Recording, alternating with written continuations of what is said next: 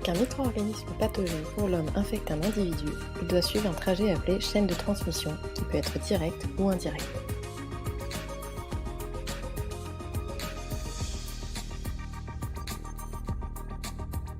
Le virus se multiplie rapidement dans les poumons et se retrouve en abondance dans les sécrétions pulmonaires, nasales et la salive. La personne infectée est qualifiée de réservoir car elle héberge le virus et permet sa multiplication. Le porteur est parfois asymptomatique. La personne réservoir est contagieuse sans le savoir.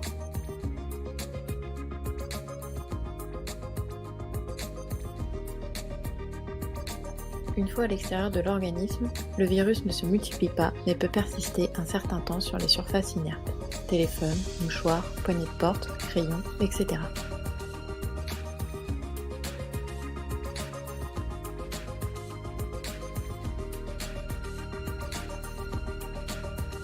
Une seule gouttelette contient des dizaines voire des centaines de virus. Le virus pénètre chez la personne saine.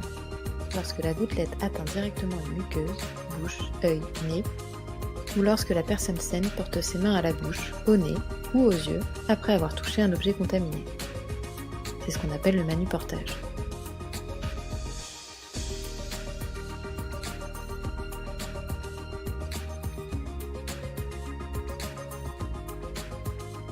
Les gestes barrières provoquent la rupture de la chaîne de transmission du virus.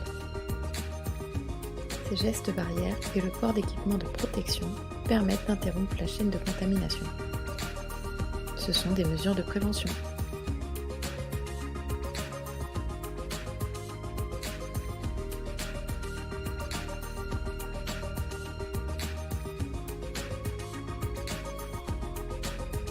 Le savon agit de deux manières. La mousse du savon enrobe les particules de virus qui seront éliminées par le rinçage à l'eau. Le savon désorganise les lipides de l'enveloppe du virus et l'inactive.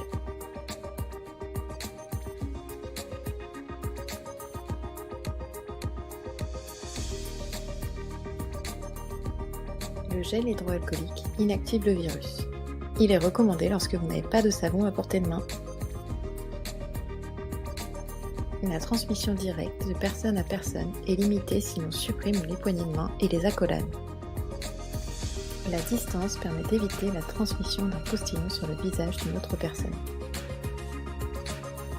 Tousser dans son coude permet d'éviter que la main ne devienne un vecteur de virus. Utiliser un mouchoir à usage unique. Le jeter immédiatement après usage dans une poubelle avec un sac en plastique, puis se laver les mains. La prévention par les gestes barrières n'est pas toujours suffisante. Les équipements de protection viennent alors la compléter. Quelle est la différence entre un masque FFP2 et un masque chirurgical? Le masque chirurgical permet d'arrêter les gouttelettes émises par la personne infectée